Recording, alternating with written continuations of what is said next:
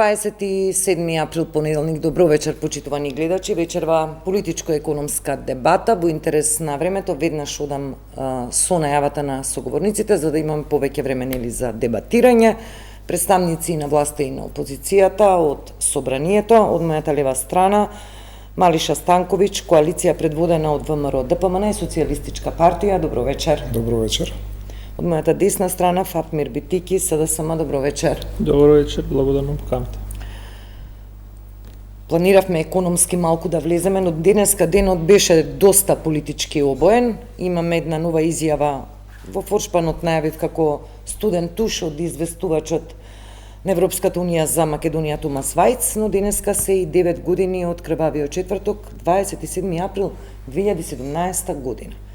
Во Форшпанот го поставив прашањето дали 9 години потоа ја научивме лекцијата, што значи демократија, која е дефиницијата за патриот, која е улогата на институциите во овој 9 годишен период, бидејќи еве до ден денеска се уште ги влечеме и чувствуваме последиците од тој, како го велиме, крвав четврток што се случи, последици и во политичка смисла, и во емотивна смисла, па дури еве и во казнена смисла за оние кои се уште се изложени на тие судски процеси и одлежување на затворски казни. Станковиќ. Видете, случајот 27 април е општо познат во јавноста, сите знаеме за што станува збор. Различна е перцепцијата на власта и на опозицијата што всушност се случи. Единствено нешто се служуваме едните и другите дека треба да има решение. И сите сакаме да дојдеме до вистината. Меѓутоа вистината е различна за нас и вистината е различна за опозицијата. Сега ќе видиме кој ќе биде ставот на колегата Битичи.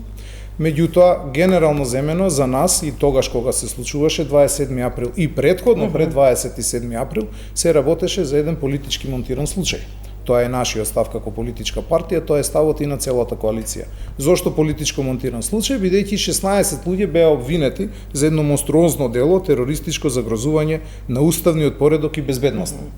Она што од правен аспект може да се говори дека секако за такво едно дело овие луѓе не требаше да бидат обвинети. Дополнително кон сето тоа можеме да видиме дека како течеа годините, дојдовме до една состојба кога всушност се уште институциите не докажаа дали, ако овие биле терористи, кој организатор на таа терористичка група и организација. Не може истиот суд да донесе одлука да ги казни овие 212 години затвор, а другите, да нема организатори за самото дело. Така да се работи за едно дефинитивно политички монтиран случај. Како течат годините и како тече времето, можеме да видиме дека почна постепено да се одмотува клопчето, да се јавуваат сведоци кои што всушност и не биле сведоци, биле принудени така да сведочат. Впрочем, денес имавме и поднесување на таква една пријава од страна за русковска страна на Јане Ченто. Видовме дека и обвинители кои што беа дел од тоа СЈО излегоа со фрапантни податоци. Добра. Дека лидери на опозицијата биле доаѓале во СЈО, дека давале налог како да се пишуваат обвинителните акти, какви пресуди очекувале и слично. Ние, како политичка партија, сметам дека и целокупната коалиција сакат разрешница и во дел на тоа и ова барање за кривична одговорност. Станковиќ, кога ќе речете имаме пресуди, бидејќи само сакам да прецизираме во овој дел, сакаме разрешница. Ние веќе видовме една судска разрешница, денуве, мислам, минатата недела или пред 10 дена апелација го одби барањето за повторено судење за 27 април. Дел од вашите функционери од власта веќе јавно велат дека судството се врати на патеките на независност, на објективност и така натаму. Сакам да поентирам дека веќе судството се смета дека е ослободено од спрегите на претходната власт. Но истото тоа судство, апелацијаве конкретно, не го одобри барањето за повторување на судењето. Кога велите очекуваме и треба да има разрешница, на што мислите, каква разрешница? Очекуваме да ја дознаеме вистината. Ама како, на кој начин? Вистината ќе ја дознаеме на тој начин што обвинителството ќе излезе со конкретни податоци. Еве сега има кривична пријава поднесено, јас очекувам од обвинителството, без вршење на каков било притисок, да се признесе по таа кривична пријава. Има реалност во тие наводи или нема реалност во тие наводи? Кои се организатори и кои стојат за 27 април? Знаеме ние, не знаеме. Јас мислам дека ако дојдеме до вистинските сторители и оние кои што вистински стојат за целото тоа сценарио наречено 27 април, мислам дека ќе им стане на целокупната јавност многу појасно за што се работи.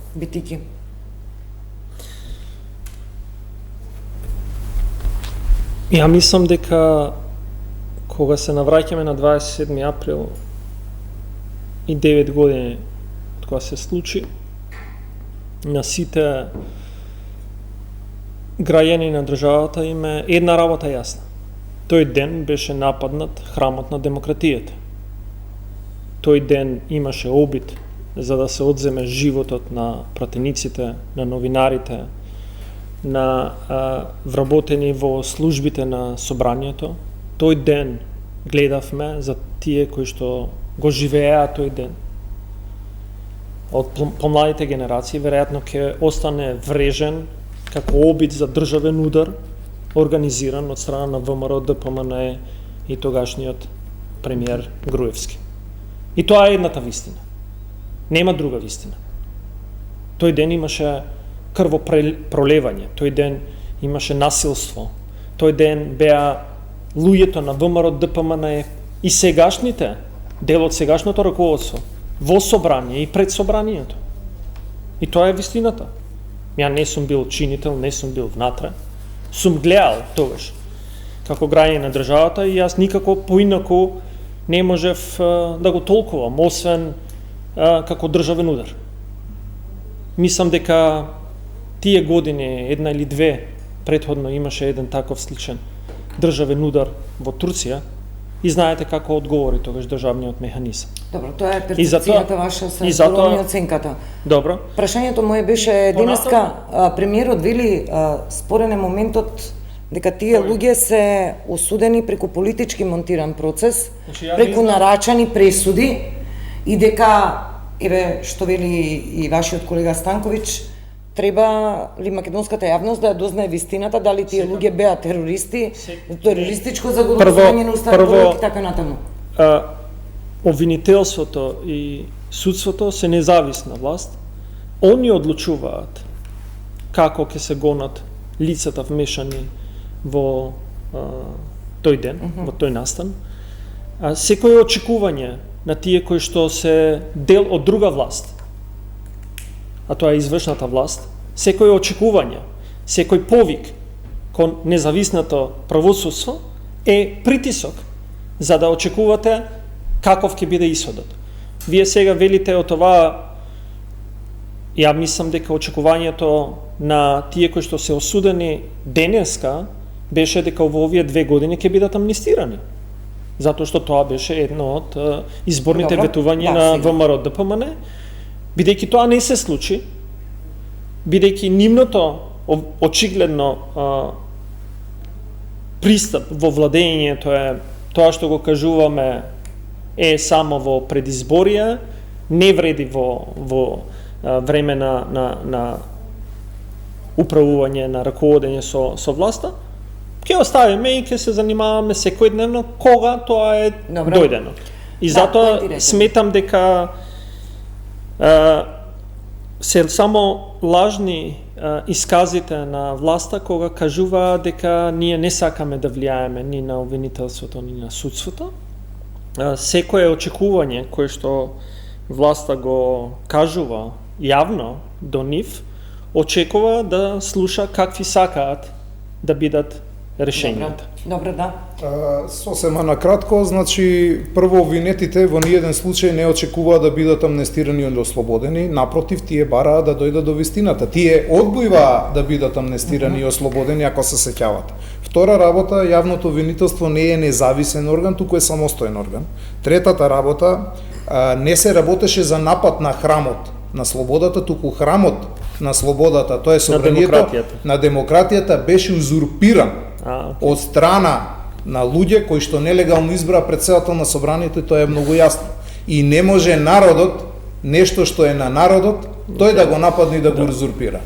Тоа е народно собрание, колега Битичи. Народот си дојде по своето да си го одбрани храмот кој што беше узурпиран од луѓе на која што политичка гарнитура после, не знам дали во тој момент, меѓутоа после припаѓавте и вие. Значи, дојдовме до суштината, зошто тој државен удар се организира и зошто беше организиран од ВМРО ДПМН.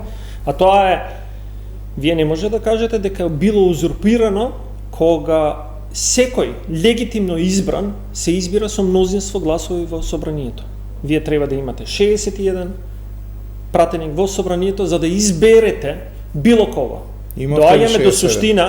Доаѓаме до суштината, па не сте вие да кажувате дали имало. Па да видиме, немаме записник, немаме ништо, значи узурпирано. Тој момент тие кои што биле присутни во собранието процениле и изброиле дека има 61 пратеник и одлучиле, можеби тоа е суштината на целата хистерија која што понатамо ја видовме и во изборите 2024 со реториката на ВМРО ДПМН. Беше токму изборот на Талат Џафери, појдовната точка на влезот внатре во собранието, како избор на етнички албанец председател на собранието. И затоа сметам дека веројатно не би било оваа дискусија да ја имаме, кога имињата и презимињата не би биле различни од тие кои што упадат. Сосема е некоректно, веднаш штом нешто не ви одговара, вие прибегнувате кон она правило, тоа е да ги вмешувате етнички теми. И јас сум од социјалистичка партија, ни никој пат не сме гледале на луѓето, дали се албанци, македонци, срби или не знам кој друг.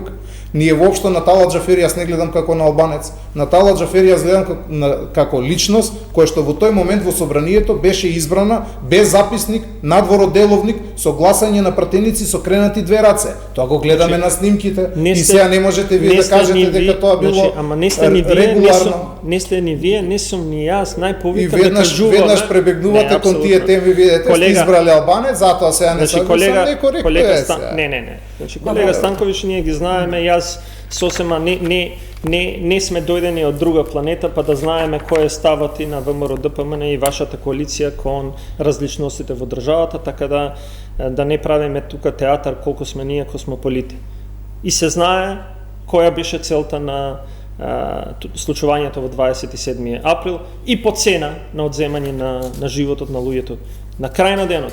А ако вие верувате во институциите ги движат законите кои што постојат, уставот и законите кои што постојат во државата, а не насилието. И таму треба да се заврши дискусијата за 27 април. Апсолутно, на тоа и работиме на уставот и законот да почнат да функционираат и се надеваме дека ќе профункционираат и ќе искочи правдата на виделина. На децата треба само да им пренесеме порока. Треба да веруваат во устав, во закон и во владење на правото, дека насилието и крвопрелевањето на другите кои што размислуваат различно или изгледаат различно, или се викаат различно, не е решение во Македонија. И толку спори тоа.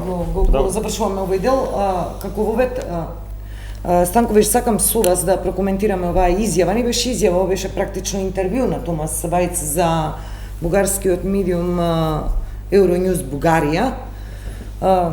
Интересна изјава, некако како студент тушни дојде знаејќи дека Томас Вајц демонстрира отворена поддршка преку своите потези, лобирање и така натаму во Европскиот парламент отвара дебати за чувствителни прашања кои може да бидат во наш политички прилог во оваа лимбо ситуација кога зборуваме за почеток на преговорите со Европска унија.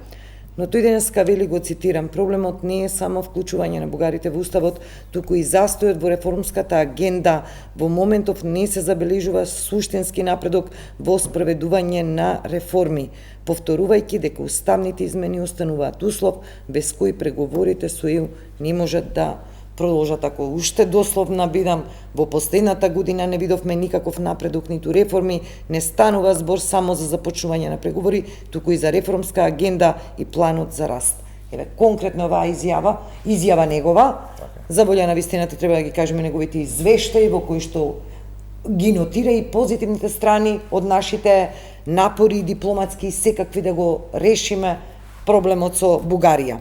Но оваа изјава како се коментира? Денеска премиерот, само да дополнам, го прашаа новинарите, тој рече погледнете го извештајот на Вајц, мислам дека дури него ни дослуша прашањето дека е нова изјавата на известувачот. Па добро, излезе дека изјавата на известувачот не била нова, по сопствената изјава која што ја даде предмалце пред да влеземе во студиото, тој кажа дека тоа е интервју кое што се случило пред повеќе од 2 месеци и тој беше изненаден зашто дури денеска тоа интервју било објавено, меѓутоа без разлика на тоа тој не ги негираше наводите кои што ги кажал на тоа интервју. Да, тоа е суштината, суштината е таа. Јас искрено сум изненаден од таа изјава, се изненадив и од временскиот период на давањето на таа изјава, бидејќи пред 7 дена имаше состанок со шефовите на мисиите на земјите членки на Европската унија во владата, во која што се разговараше за реформската агенда.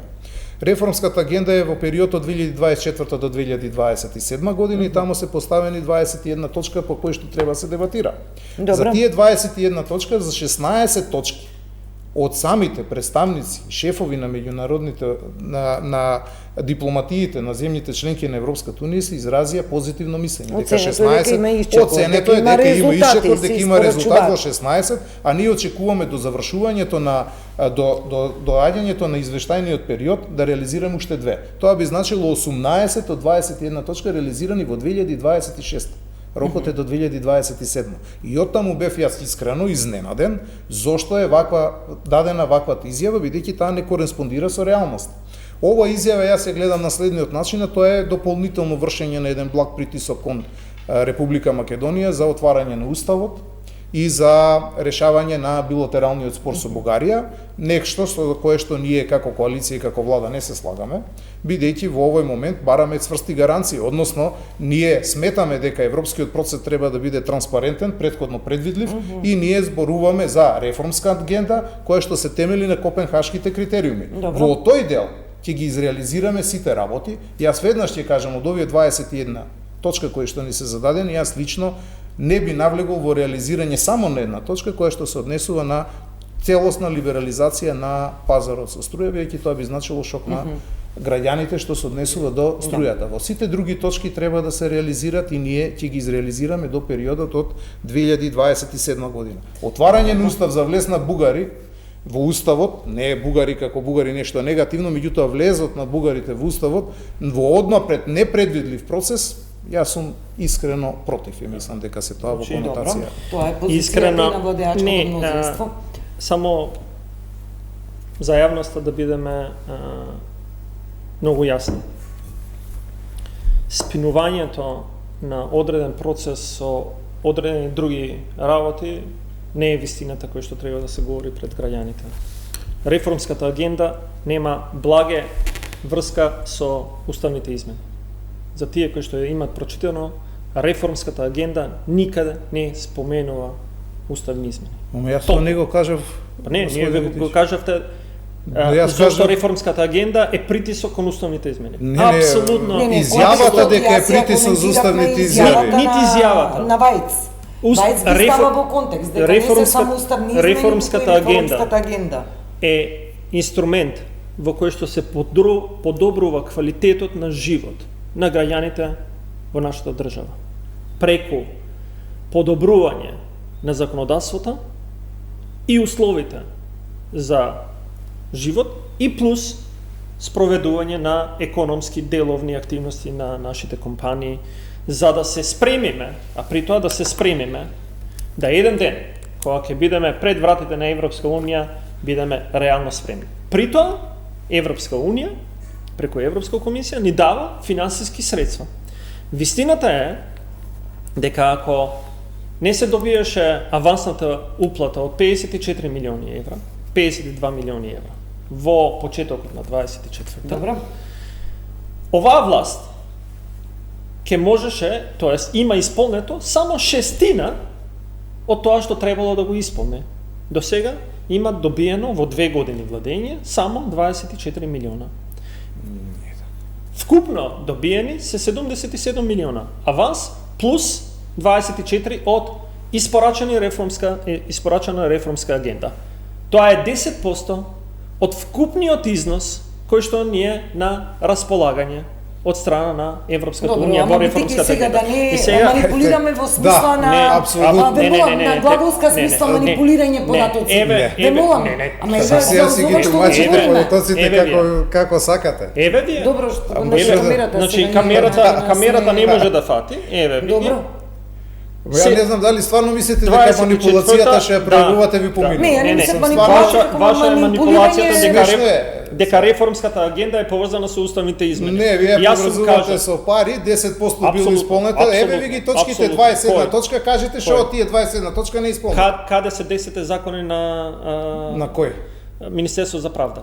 И по колку закони имате? Прво не се 10 закони на Министерство за правда, отворете видете. Дали е вистина дека ВМРО, ДПМН не е на иста линија со ресорниот министер за законските решенија кои што се дадени и заради тоа не доаѓаат во собраниска одма да ви одговорам, не е вистина, веќе од законот ви е закон за јавно обвинителство кој што ви е веќе во процедура на гласање, закон за советна, па зошто да не го гласаме?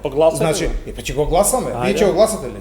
Гласајте го. Да вие дали ќе го гласате за реформската агенда? Не знаете, така? Ние имавме гледате како манипулирате, ја не знам сега.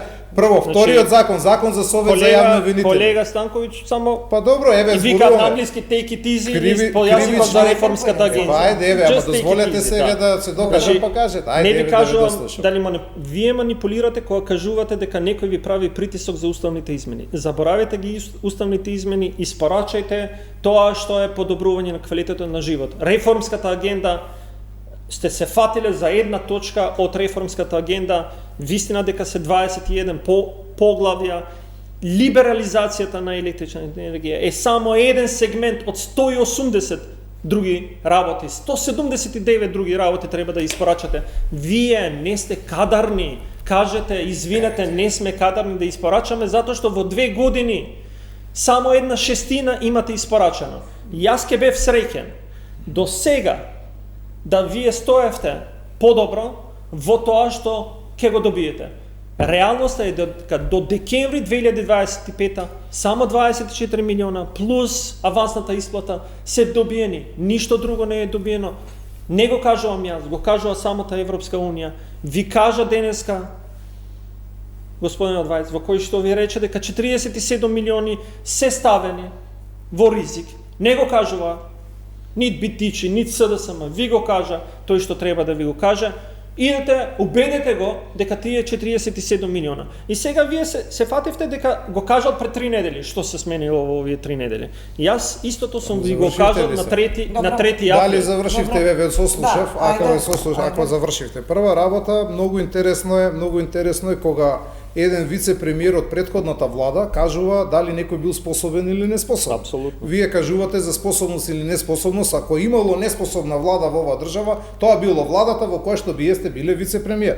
Втора работа, 21 точка има, јас ви кажав ајде да одиме по точките и веднаш ве најдовме во ситуација каде што вие манипулиравте со јавноста. Не е точно дека законите не се испорачени, ама еве јас се слушав. Јас ве слушав и јас ви ги наведов законите. Законот за јавно обвинителство, Советот за јавни обвинители ви е сега ставен на влада. Ставени ви се сите закони што ви беа во делот на администрацијата. Се подготвува кривичниот закон. Ситови, Советот, законот исто така е во припреми, веќе ќе се најде во собраниска постапка за судскиот совет. Видете, значи не е тоа дека не се носат закони, не се испорачуваат. Еве ќе ви кажам, од 21 точка кажете колку не се исполнети. Еве меѓународната заедница ви кажа 16 точки се исполнети, значи, работиме на уште 2. Во областа 1 имате имплементација на органското буџетирање. Во овој момент вика планирани 8 милиони средства од Европска Унија, добиени 0, значи има 8 милиони за добивање. Рокот е декември 2026. Реформа во јавната администрација и дигитализација планирани 5,5 милиони, до сега реализирани 1,4 милиони, ви останува 4,1 милиони. Значи јас за да ви кажам каде се. Еве Just Transition Governance и Climate Policies, или тоа е праведната транзиција, еден сегмент, 10 милиони планирани, 0 реализирано, останува да се реализира до крај на декември 2026. Јас само ви кажувам дека тоа што вие, ако сакате, ако може сега јас една реченица да Законот кажам за судски совет уште не е донесен. Не може да ми кажете дека е реализиран. Ама ако сакате да се надвикуваме сега, еве во делот на јавната администрација кој второ поглавје што го споменавте, еве ви ги законите. Закон за административни службеници, Закон за административни службеници донесен, еве ги читаме, тоа го знаат јавноста. Закон за вработени во јавниот сектор донесен. Законот за висока стручна служба веќе помина второ скоро, односно го помина јавната дебата во собрание, веќе очекуваме да дојде на ред. Закон за дигитализација донесен. Останува закон за општа управна постапка за која што више дел од вашите пратеници учествуваат во последните пеглања на тој закон. Овови се единствените закони во целото поглавје 2 во јавната администрација. И вие сега викате ништо не е реализирано 0%. Па дајте да бидеме сериозни. Во делот на судството, закон за судови, закон за судски совет, зборовевме пред малку, закон за јавно обвинителство, сега ви е на гласање завршени двете постапки, закон за кривичната постапка го изменивме, она што вие го уништивте, закон за совет за јавни обвинители, во моментот ви е на процедура. И вие сега повторно зборувате ништо не носи. Добро, сега. Па сега, ова се факти, господине Бетичи, вие сега кажувате, еве кажете 0%. Еве ќе ви кажам. Кривичниот законник, платите за судиите и јавното обвинителство, Академија за суди и јавни обвинителство, изборниот закон, закон за конфискување на имот во граѓанска постапка, закон за кривична постапка, сите тие не се донесени или не се влезени во собраниска процедура. Ја ви кажам, шестина од тоа што требало до декември 25 е реализирано. До декември 26-та, декември 26-та, ја ви кажувам кој ви е трендот. И во овој момент, ако отидете, не може вие да кажувате ќе биде 2 години сте на власт. Не, тоа за ќе биде ваша политика, ние не кажуваме ќе биде, ние реализираме. Тоа е разликата меѓу вас и нас. Терајте, реализирајте вака убаво име на граѓаните. Ќе направиме овде една кратка пауза за реклами пред да ги повикам Станковиќ, само да потсетам за дел од овие закони беа пробиени грејс периодите. Ние знаеме и КОС што порача, не издвој од тоа купче земји од Западен Балкан за да каже дека Македонија напредувала по-добро, по-агресивно од останатите испорачала резултати. Сите бевме во купчето дека сме под закана. Овие пари јуни ни е следниот рок, сега јуни за годинава, каде што јуни 26-та па декември 26-та ни е следното мерење. Тоа е од сега буквално за 2 месеци како доаѓа. Само како дополно за овие закони ние ние кажавме зашто е пробиен рокот, бидејќи помеѓу другото сакаме да одиме на јавни дебати во кои што учествува и опозицијата и за сите овие закони се прифаќаат и амандмани во опозицијата. Јас сум изненаден од ова бидејќи пратениците од опозицијата учествуваат активно, даваат свој допринос и на крајот од денот гласаат.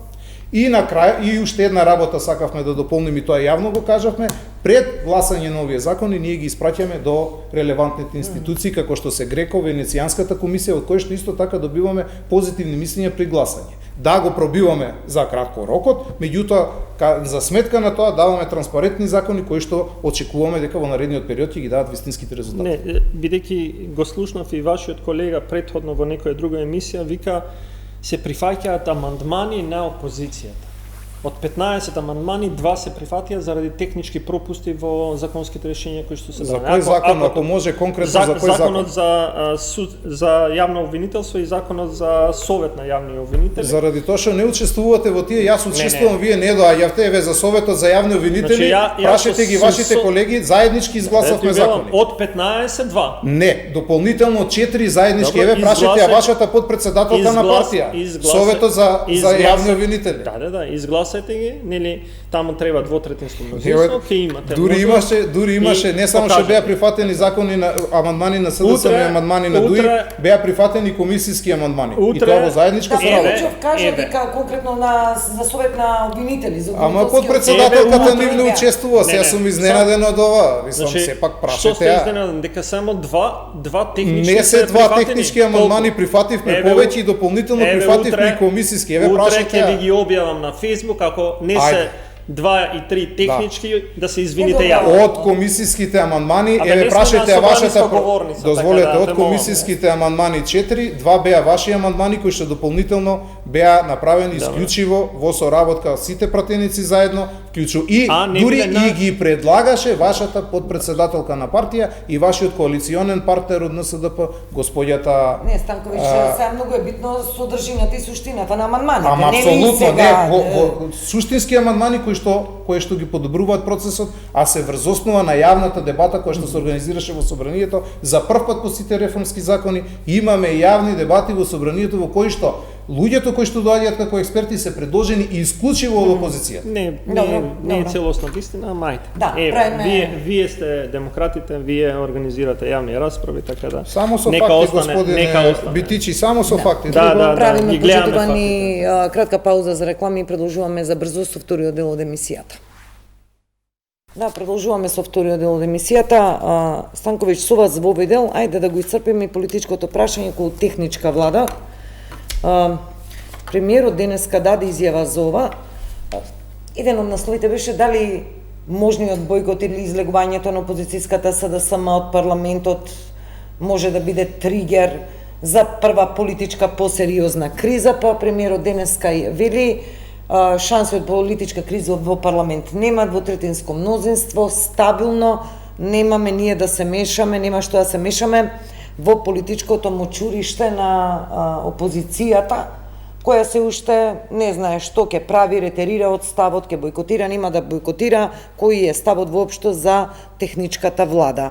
За денеска беше најавена седница, ние за викендов лиферувавме информации дека ќе се одржи седница, ќе се стави на дневен ред, но она што е јасно дека инструментот техничка влада во моментов го нема внатре политичкиот консензус кој го имаше за низино донесување, сега го нема за низино развластување, односно укинување.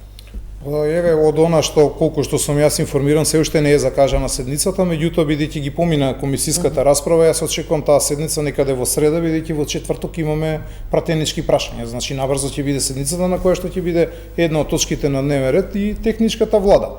Од она што можам јас да го кажам е тоа дека навистина еве, ја цитирате изјавата на премиерот и јас сметам дека тоа нема да предизвика политичка криза. Дополнително кон сето тоа имаше пред малку изјава лидерот на Социјалдемократскиот сојуз, кој што го имаше спротивставен став од неговиот пратеник Тарчулевски, кој што кажа дека тие немаат намера да го напуштат собранието, напротив, тие ќе останеле во собранието, ќе ја напуштеле само комисијата на која што се разгледува и се договара околу изборниот закон. Тоа е оној реформски закон за кој што предмалку се зборевме, а кој што еве СДС ни најавува оддалеку дека нема да учествува во расправата, толку околу делот на реформските процеси. Околу другиот дел, мислам дека целокупната јавност е свесна дека во последните години апсолутно немаше потреба од техничка влада. Ви имате тројца дополнителни министри кои што можеме сите да се сложиме дека јас не можем да ја видам улогата нивна во овие моменти. Може би имали улога кога беше донесена така наречената пржинска влада. Тогаш за прв пат беше она техничка влада и може би тогаш некаква улога имале. Ако се сеќавате, се распушташе собранието, па повторно се враќаше, па тие технички министри наместо да бидат 3 месеци останаа година дена, може би некаква улога во тој момент има. Ние сега како држава докажавме дека еве на минатите локални избори, тоа беа избори на кои што се заврши најрегуларно, без никаков проблем, и ако Социјалдемократскиот сојуз немаше двајца министри, тројца дополнителни министри. Уште една работа сметам дека е битна, тоа е дека при амандманската расправа Социјалдемократскиот сојуз не предложи своји амандмани. Амандмани имаше само Демократската унија за интеграција, која што после извесен временски период се повлече од амандманите, бидејќи Демократската унија за интеграција практично амандманите беа во конотација за правење на некаква нова форма на техничка влада. Прво, заради тоа што сме во живо, ве молам како колега, Социјалдемократскиот сојуз на Македонија е исправното име, не СДС, за да не кажам дека СПМ е само привесток на ВМРО. Океј, Социјалдемократски сојуз на Македонија, океј. Добро. Второ, изјавата на премиерот, ако кажете дали треба да се некако, не знам веќе како да кажам, да се одговори, ако треба демохристијански да му се одговори, веројатно би било по тоа народското клин са клином избија. Но како социјалдемократ не можам да му одговорам со таков речник, затоа што не доликува на јавен функционер. Јас знам една работа. Тоа што е донесено со консензус, треба исто така да се укине со консензус. А уште повеќе има обврска. Тој кој што побарал да првичното решение на пржинската влада кое што требало да биде укинато во 2020, на изборите во 2020, побарал да се продолжи, а тоа е Христијан Мицковски, да е должен да побара да се постигне консензус со сите чинители кои што направиле да се донесе решењето на пружинската влада. Но што е проблемот во СДСМ? Еве премиерот денеска ќе цитирам повторно дел од изјавата. Пружинската влада, техничкава влада ќе се укинува не на наредните избори, туку на изборите потоа. Па вели премиерот, тогаш ние ќе бидеме опозиција, а СДСМ бидејќи се рехабилитира, се консолидира, на овие избори ќе победа. Значи не е битно. Значи воопшто што е проблемот на СДСМ? Не е проблемот на СДСМ, проблемот е кај ВМРО, кај автократијата на ВМРО. Ако сакате да постигнете консензус, не идете вие со наметнати решења. Дали решењето за укинување на овие следни избори, кога и да се, е консензус помеѓу сите политички чинители? Не е. Бидејќи не е постигнат, и решењето, како такво, не е изворно консензуално, вие не може да наметнувате. Секој наметнување е автократско делување. И затоа вие може што сакате да кажувате. Решењето не е консензуално. Зошто премиерот не вели дека на следните редовни избори, пример, дека ќе се укине техничката влада? Како што вие имате и за други законски решења кои што доаѓаат од пратениците, во кои што се суштински и во кои што би требало да има консензус, вие се обидувате да покажете, да го наметнете тој стил кој што е наметнат од последните избори. А тоа е, ние ги имаме бројките, ние ќе правиме што сакаме. Консензус не се постигнува на таков начин. И овде не е прашањето дали ние ќе победиме. Ние како демократска партија укажуваме и велиме, ако ги добиеме изборите, ќе им дадеме можност на ВМРО на наредните избори пак да имаат техничка влада, затоа што, повторувам, техничката влада е донесена во време кога се рушеше еден режим и консензус со присуство на меѓународната заедница. Денеска, кога вие ги абстрахирате сите чинители или дел од тие чинители кои што довеле до креирање на ова решение, велите еве ви го, па вие прифатете или не.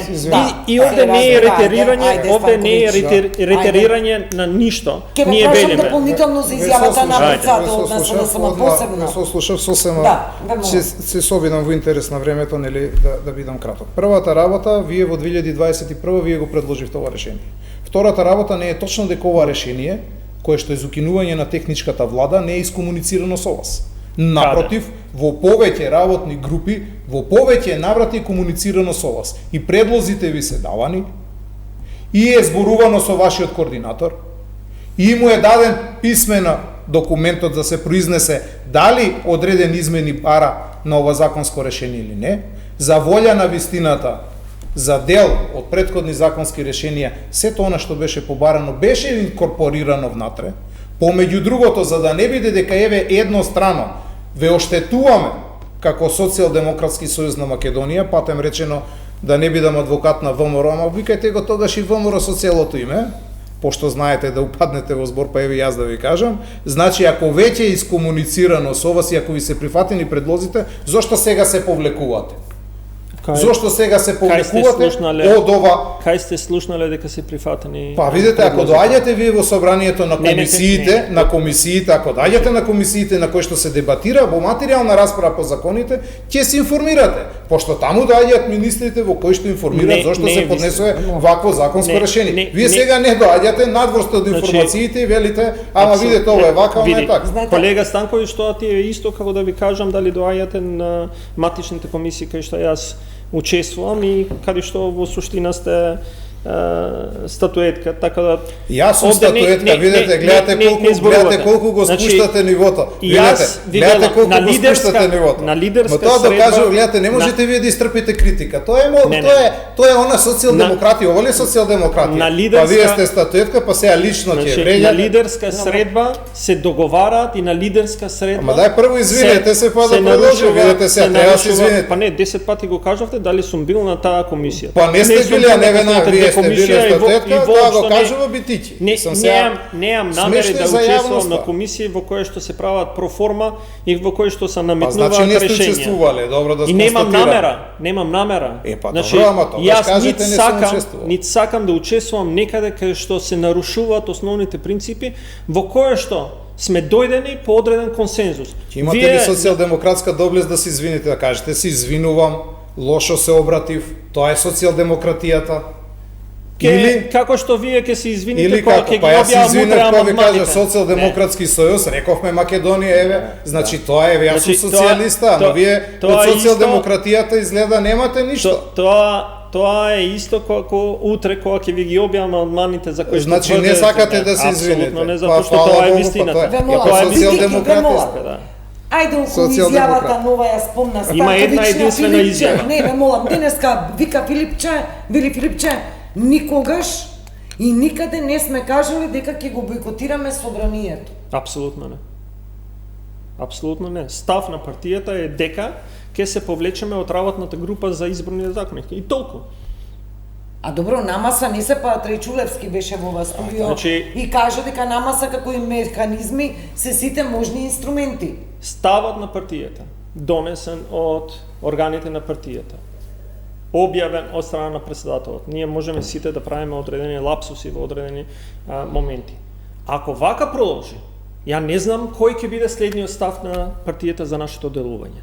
Во овој момент, ставот на партијата е носењето на законот за укинување на техничката власт, значи повлекување на нашите представници од работната група за изборниот закон. И толку. И владата може слободно, бидејќи ги има бројките, нели века ние имаме 2/3, ние воопшто не се секираме, може да го донесат новиот реформиран изборен законник без учество на најголемата опозициона партија и нека кажат дека живееме во демократско општество и така. Добро, само да прашам, молам за да добијам информација, целосна слика, бидејќи вие го кажувате првиот Чекор излез од работна група која што го кажа и председателот Филипче го спомна како Чекор. Јас прашувам за опциите кои се намаса, бидејќи ние повикувајќи сме на изјави од партијата, алудираме на напуштање, на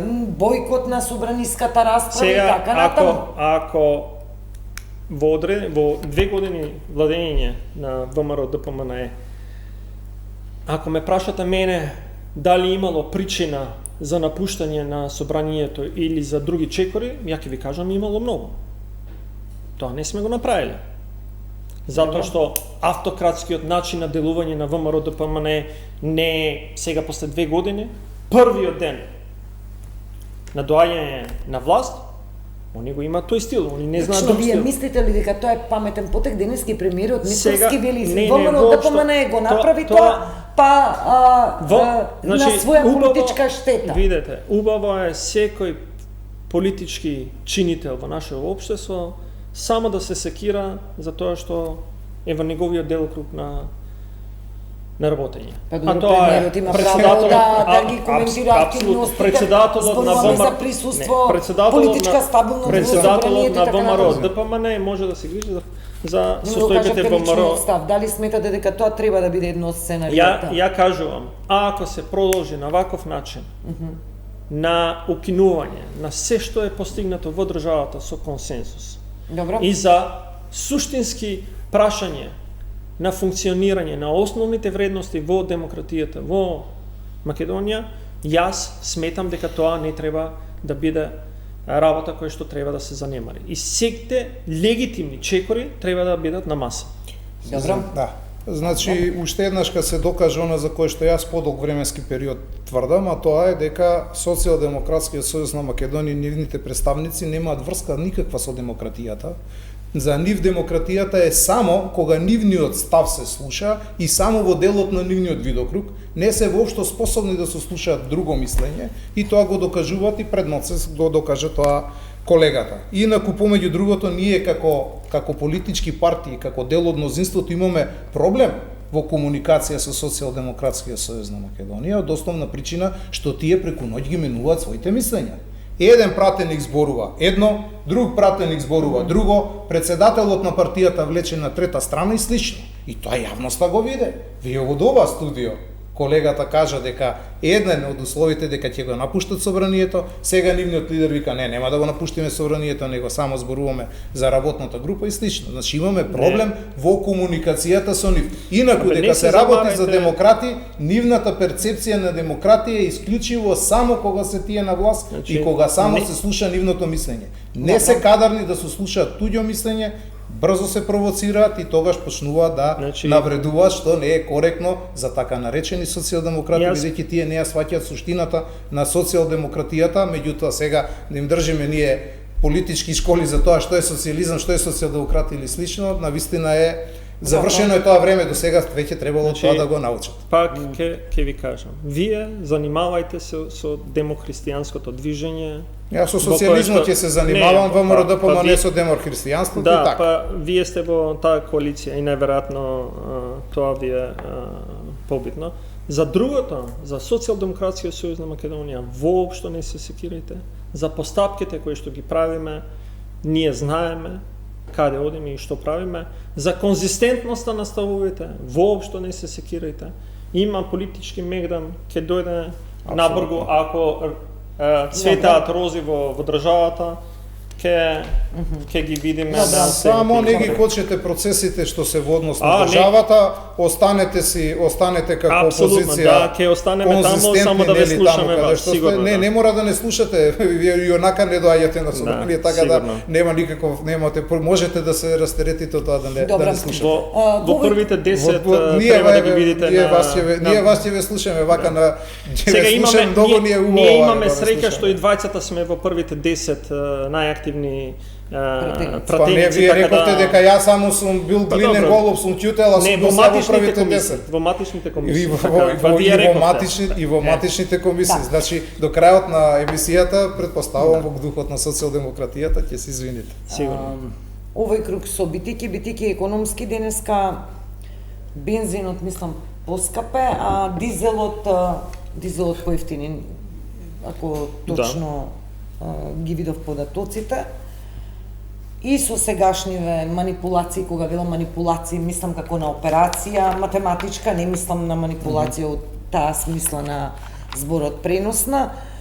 И со овие манипулации на цените, движење на цените, Македонија регионално имаме најевтини горива.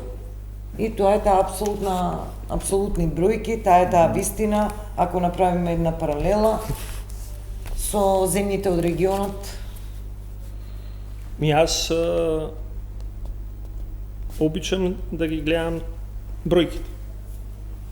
Ние можеме да зборуваме како е кај другите, дали имаме пониски цени на гориво, дали се живее поубаво, дали сме четврта економија во Европа, но во овој момент во Македонија бројките не покажуваат така. Ние имаме зголемена инфлација, ние имаме зголемени цени, ние имаме зголемена потрошувачка кошница.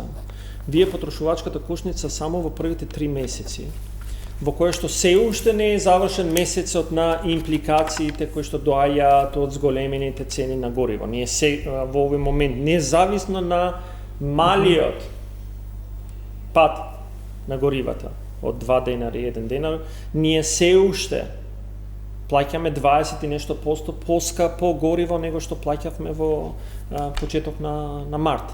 Така да, ние можеме да кажуваме како, видете, во Косово, во Албанија, во Србија, во Црна Гора имаат поскапо гориво, идете прашате граѓаните дали живеат подобро. Граѓаните тамо со приходите кои што ги имаат или живеат нашите граѓани во Македонија. Добро, и затоа сакам да бидеме на чисто. Ние во месец март во првиот месец од конфликтот и војната во Добро. Иран. Ние имавме инфлација на овошјето од 16,3%. Вие имате на безалкохолните пијалоци 10,7%. На месо и месните годишна инфлација, апсолутно, во март месец. Кафето дури мислам 25% нешто. Во месец март. Вие во месо и месни производи 7,9%. Во млеко, сирење, јајца 4,2% и така натаму, така натаму. Значи, вкупната инфлација е 4,9, тоест 5% во месец март. И вие ми кажувате дека граѓаните не се секирајте, ќе живеете подобро. Добро, бе, за да. И затоа сакам да кажам, јас знам како економист да читам бројки. Не ми требаат изјави на никого дали се живее подобро и дали плаќаме нешто поевтино од никого, затоа што ние не земаме приходи во другите држави. Добра, земаме овде. но и бројките битики може да се... Па ајде минималната плата споредете со регионот. Имам коментар, но ќе оставам Океј, добро, Станковиќ. еве веднаш да тргнеме кон суштината. Значи прва работа во услови на криза никогаш не може да живеете подобро.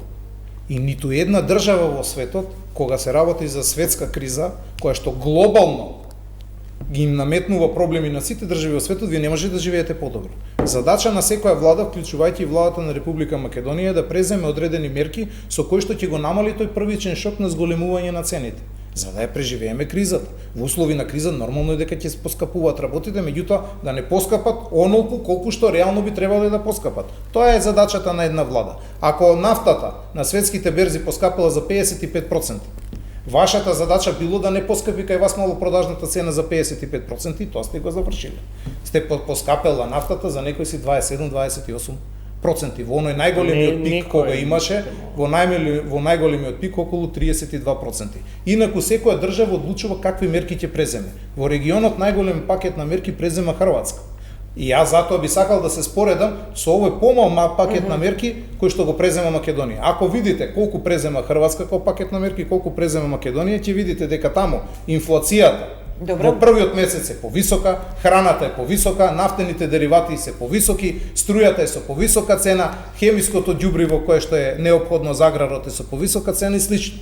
И сега ние не можеме да кажеме дека Македонија не преземала добри мерки. Кога зборувате за стандардот на граѓаните, да, ние наследивме наочена состојба кога станува збор за стандардот на граѓаните. Она што е наша задача е да ги држиме цените ниски и реално имаме најниски цени во регионот, а да пробаме постепено да ги зголемуваме примањата на граѓаните. Во последните 2 години имате најголем скок на пензиите, имате најголем скок на платите во јавниот сектор. Дали тоа ги подобрува условите на граѓаните? Да. Дали идеална состојбата? Не е идеална, меѓутоа од она што е наследено до она што е сега, сметам дека има навистина голема разлика и бројките се неминовни кога зборуваат, можеме да зборуваме конкретно за бројките ако сакате, но бројките се можеме веројатно во духот на тоа што се залагате за некого 28% зголемување е мало зголемување, затоа што можело да биде 50%. Па добро, ако се гледа сега кај вас големувањето 28 е 28. Знаете што значи за стопанството 28% кога ќе му се зголеми едно од клучните инпути? 1% е многу, ама колку би било без интервенција на владата? Па вие во вашиот период на криза имавте глобално зголемување за 14% на инфлацијата, сега спорите со 4%. Тогаш не беше, нели, за вас не беше увезена инфлација, сега е увезена инфлација. Така, сега имате светска инфлација. Како се случи во 3 години, кога бевте во опозиција, инфлацијата да не е увезена, сега гледам дека првиот аргумент ви е дека оваа инфлација е увезена. Да, апсолутно се работи за увезена инфлација, без разлика за тоа дали се работи за увезена инфлација или не, ние за разлика од вас не наоѓаме изговори, напротив делуваме. Дали е тоа идеална? Гледаме. Па еве, ајде по бројките, ајде споредба направите со регионот. Малку чудни беа цени, не знам дали пазарите вие по продавници, пред Великден и Рамазан, 300 динари килограм домати, поминаа празниците следниот ден преполовени цени. Малку чудни состојби, тоа важи за овошје, за зеленчук, екстремни некои цени невидени и преку ноќ цените се променија, а војната на Блискиот Исток не запре. Си тече.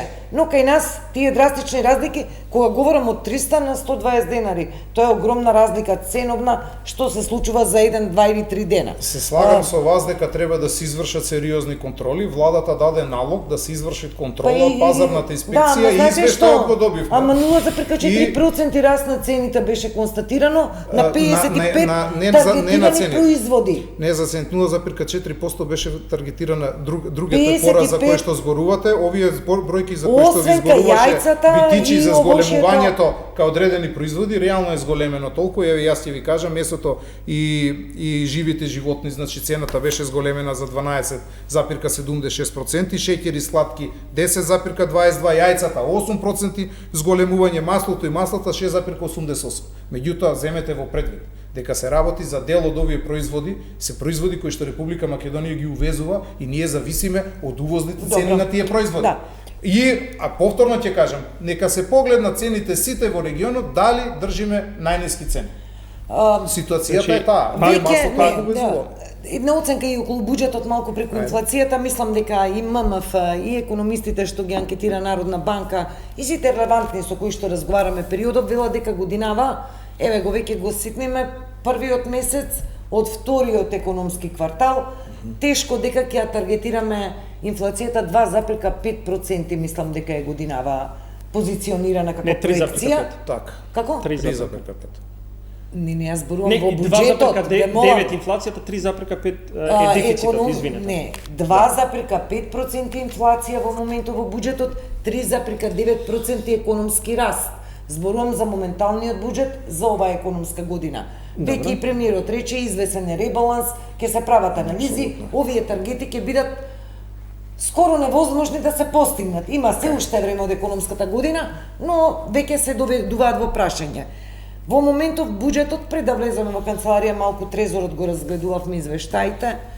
Дефицитот над 60% беше заклучно со март, со прв квартал 67. Или 64, еве ја реков над 60%, 64%, ги видовме приходите 21-2% беа за првите 3 месеци. 67 во првите 3 месеци. Расходите како беа, не ги запишав, 25-68. Ете така. Но ако отидете месец однапред, затоа што веќе сме крај на април, нели, го видите фискалниот бројчаник на 25 април. Приходната страна е на 28,28% или 106 милиарди отприлика, 106,018. Расходната страна е 32,95% или 136 милиони, или во релативна бројка 4,7% е дефицитот во овој момент. Ова е од денеска земени бројките во фискалниот бројчаник кој што го објавува Министерство за финансии, или ако во март дефицитот бил потрошен 64%, сега е 80% од дефицитот е потрошен. Но дали овие вака бројки ве на дневна основа министерката ја слуша во тие се бројки официјални кои што министерството ги дава. Сепак се менуваат бројките околу дефицитот во зависност од полнењето и празнењето на буџетската каса. Тоа е Анета, дневен влез и излез, нели, на независно. Трезорот. Вие денеска не можете, затоа што за јавноста 1% е во апсолутен износ од буџетот 65 милиони евра. Така. И вие не можете да очекувате дека денеска во понеделник ќе имате прилив 65 милиона и ќе направи револуционерно, затоа што на расходната страна секако ќе ти стигнат можеби 100 милиона расходи. И затоа велам, бројките се тие, трендот е поставен. Ако првиот квартал си го завршил со 4% разлика на приходна и расходна страна, трендот продолжува. Ние завршивме година 2025 ја завршивме годината со приближно 8% Добро. Може ли се? Разлика сега, на приходна и расходна страна. Беше Не е таргетирано добро. вистина низок буџетски дефицит, понизок од лани, 3,5% мислам за годинава, за да се одржи на правило на фискална консолидација, капиталните инвестиции да бидат повисоки од минусот во државната каса, но ме пак ќе речам дали веќе се доведуваат во прашање овие буџетски позиции. Па јас би сакал малце расправата да им биде на гледачите јасно за што зборуваме. Во ред е ова што го зборуваше делумно господинот Битичи со цифрите, меѓутоа јас сакам да кажем една друга страна на буџетот. Прво, буџетот не е во ваква очојна состојба во која што сака да го представи господинот Битичи. Напротив, значи прво и основно можат граѓаните сопствено да приметат. Значи платите, пензиите се исплаќаат на време. 385 милиони евра имаме вратена врзница пред време, која што ќе доспее од оние 700 милиони евра што ќе доспеат во јуни, кога ќе доспеат ќе биде пратен преостатокот од овие до 700 милиони евра. Значи веќе имаме исплатено 385 милиони. Имаме исплатено 20 милиони за солидарен данок, благодарение на владата на Социјалдемократскиот сојуз, кој што ние сега мораме да го враќаме солидарниот данок, бидејќи они тогаш го зема противправно, тоа е според судот. 3,3 милиарди денари се дадени во земјоделието, 31% е реализација на капиталните инвестиции кои што ни гарантираат пораст. Помеѓу другото, дека овие не се фиктивни капитални инвестиции, зборува и фактот од пред 2 дена, кога реализирана програмата на Министерството за транспорт и врски е во во првите 4 месеца 74% е реализирана програмата на Министерството за транспорт и врски. За капиталните, за јавните инвестиции, за јавните и за капиталните инвестиции, што Добро. значи дека ние реално размислуваме на кој начин да го одржиме. И видете, се тоа се прави во услови кога ние преземаме мерки за справување со кризата, кој што дефинитивно ги намалува приходите во буџетот. Вие не можете да се откажете од акцизата 4 денара за бензина, тоа да не ви влие во буџетот. под 20% и 18% Ама апсолутно, тоа влие во буџетот и сите овие цифри се постигнати и иако сите овие работи влијат во буџетот. Инаку во апсолутна цифра за првото тромесечие нема зборувам за април бидејќи се уште не се излезени релевантни податоци, за првото тромесечие дефицитот е негде околу 5,5 милиарди, кој што генерално бидејќи имавме проектирано дефицит од 37,2 милиарди, 37,2 милиарди денари, мислам дека е во границите на нормалата. Ребалансот не треба граѓаните да сватат и често се зборува дека ребалансот нешто негативно мора да се направи. Не секоја држава прави ребаланс и тоа е проверка на состојбата го докаде се. Вообичаено го правиш. Вообичаено е ребалансот ќе биде и во вообичаениот временски период. Значи, Да, завршуваме по некоја секунда и завршуваме. но релативизирање на бројките не е моја одлика. Не е вистина дека дефицитот е 5 милиарди, туку дефицитот кажувам, заклучно со 25.4 е 30 милиарди денари, заклучно со март е 28 милиарди денари. Народот знае милиардите денари да ги пресмета во евра. Вие можете да имате различно од 5 милиарди до 30 милиарди. Апсолутно, знаете бројките еве ги, ќе ги видите на Министерство за финансии, во кое што тие се официјални податоци. Министерство за финансии, ако не е релевантна институција, тогаш да ја укинеме, столбот на државата. И вие може да имате да потрошите 74% од буџетот на Министерство за транспорт, ако расходите од претходната година ги имате одложено да ги платите во оваа година. Знак за тоа е одлуката да Бехтел како проект излезе вон буџетот и го даваме на ЈПДП, затоа што немаше више пари во оваа година и немаше да се градат. ЈПДП во овој момент преговара за нови дополнителни 100 милиони евра, за да може да ги сервисира услугите на Бехтел и ЕНКА. Знак за тоа дека состојбите не се идеални во државата е преговарањето на билатералниот договор со една држава во Европска унија, тоа е Турција, во која што вие очекувате да се задолжите од 1 до 2 милиарди. Тоа се ваши другари кои што го преговараат. И на крај, обврзниците, вие го немате намалено јавниот долг, обврзниците ги враќате со ново задолжување. И ако ги видите податоците на бруто задолжување и нето задолжувањето, вие продолжувате да останувате на ниво од 60% јавен долг. Влада предводена од Социјалдемократскиот сојуз, која што зема 50 милиони евра солидарен данок, кој што државата, односно судот, утврди дека е противзаконски земен и сега мораме да го вратиме, некако многу паметни се околу економската политика.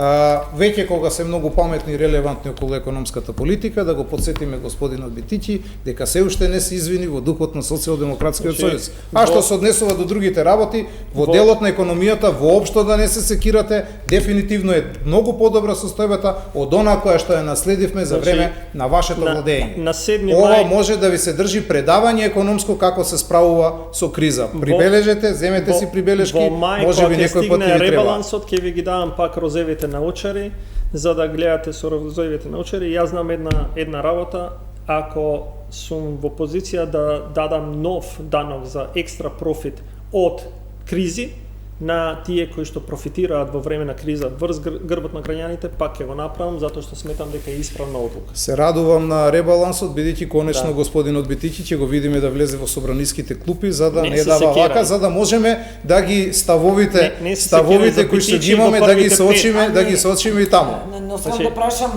завршуваме, не доаѓа Битичи на комисии? Па еве го за комисиите за кои што зборува и за кои што толку упорно тврди за законите, тврди како да е бил присутен, дали се носени, не се носени, прифатени амандмани, не прифатени амандмани, воопшто на тие комисии не е присутен.